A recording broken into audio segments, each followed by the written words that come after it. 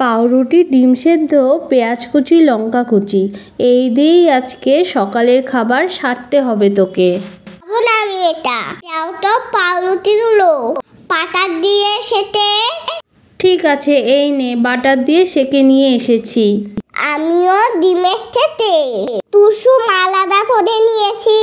এরপরে পেঁয়াজ লঙ্কা কুচির সাথে টুসুম দেব মিশিয়ে।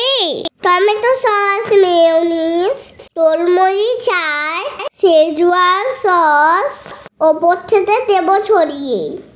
এরপরে সব কিছু ভালো করে মিশিয়ে নেব। ওপর থেকে ডিম কুচি ছড়িয়ে দেব। এরপরে আবার ভালো করে মিশিয়ে সেঁকে রাখা পাউরুটির ওপর দেব আমি ছড়িয়ে। ওপর থেকে আরেকটি পাউরুটি দিয়ে খেতে দেব। 3 কোনা করে আমি খেতে নেব। এইভাবে খুব সহজে এই স্যান্ডউইচ বানিয়ে নিও। এরপরে পাত্রে পুরে দিও।